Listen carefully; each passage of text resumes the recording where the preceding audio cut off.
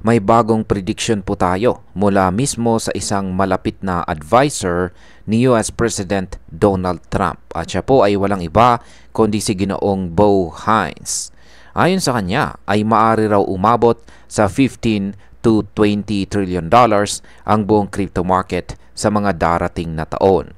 Pero ang mas nakakagulat, kasama raw sa XRP sa mga pinaka makikinabang dito. Kaya sa video na ito ay iisa-isahin natin ang mga datos. Bibigyan po natin ng linaw kung magkano ang posibleng presyo ng XRP kung totoo ngang sumabog ang market cap ng crypto industry sa 20 trillion dollars.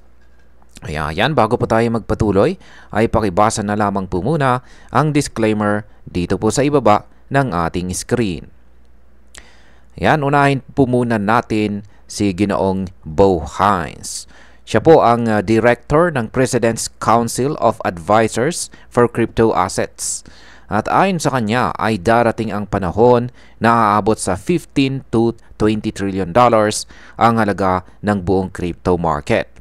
Para sa kaalaman ng lahat, nasa 3.87 trillion dollars pa lamang ang halaga ng market ngayon.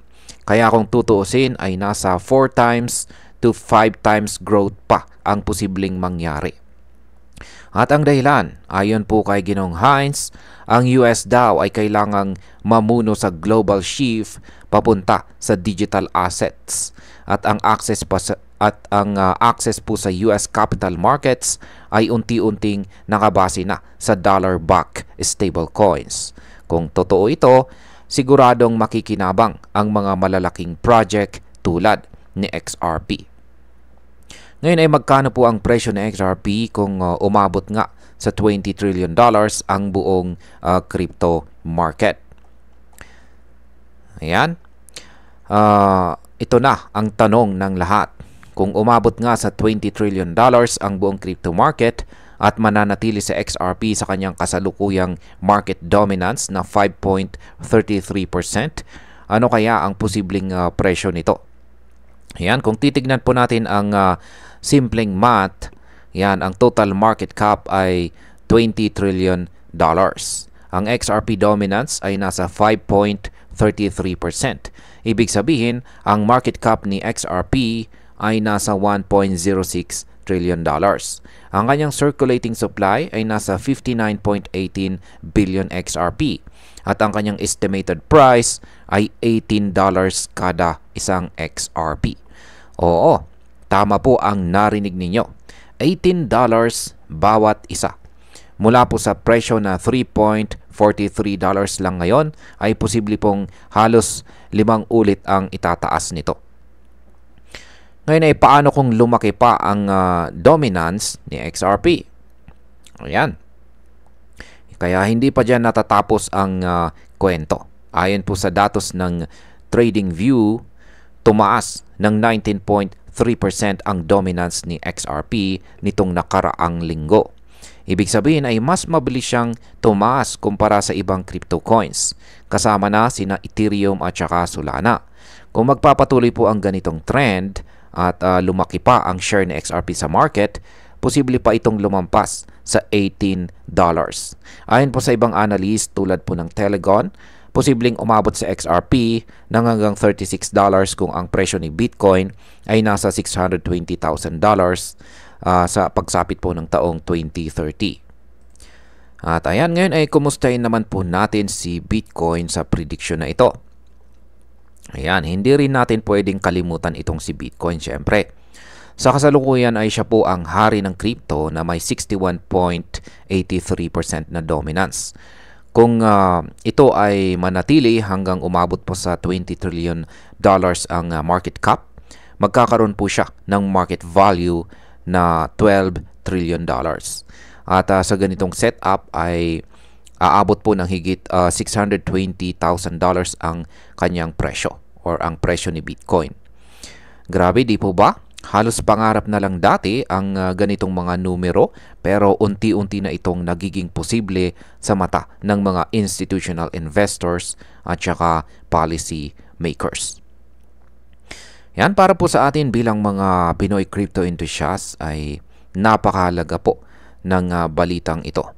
Una po sa lahat ay kung totoo ang prediction na ito, ibig sabihin ay napakalaking potensyal ng profit sa mga may hawak or holdings na XRP ngayon pa lamang. Kung makakabili ka po ng XRP habang ito ay mababa pa at totoo ngang umabot ito sa $18 to $36 sa loob lamang ng ilang taon, maaari kang makakuha ng 5 times to 10 times na return. Pangalawa ay pinapatunayan ng mga ganitong balita na hindi na po basta-basta ang crypto industry. Nagsisimula ng maging bahagi ito ng global economic strategy, lalo na po sa Amerika. At pangatlo, para po sa atin dito sa Pilipinas na maraming naghahanap ng paraan para umasenso, ang crypto ay isa po sa mga pinakamalaking oportunidad sa panahon ngayon. Basta't may tamang kaalaman, disiplina at risk management. At bilang panghuli, ang masasabi ko naman po rito ay wag po tayong papasok sa investment na hindi po natin naiintindihan. Ang ganitong mga prediction ay nakaka-excite, pero dapat ay meron po tayong sapat na research at plano bago po tayo maglagay ng pera. At tandaan po natin ang presyo po ni XRP ay maaaring umabot ng $18 to $36 pero maaari rin itong bumaba. Hindi ito guaranteed, pero kung marunong po tayong magbantay ng market, makinig sa balita at gumamit ng tamang strategy, ay meron po tayong chance na makasabay sa takbo ng kita. At sa kabuuan, ayan, malinaw po ang mensahe ng mga datos na ito. Hindi na pwedeng baliwalain si XRP. Kung totoo man ang prediction ni Ginoong Bo Hines at lumobo ang crypto market cap sa $20 trillion, isa po si XRP sa mga magiging leader ng susunod na henerasyon ng digital finance. At kung ikaw ay isang trader, investor o simpleng Pinoy lamang na naghahanap ng oportunidad, oras na para pagtuunan mo ng pansin sa XRP. Hindi lang dahil sa presyo, kundi dahil isa po siya sa mga susi sa hinaharap ng digital economy. Kaya mga ka-crypto, handa na ba kayong sumabay sa pag-angat ni XRP? At ayan, hanggang dito na lamang po tayo sa video na ito mga ka-crypto. Marami pong salamat sa panonood. Ingat po tayo lagi at God bless po sa ating lahat.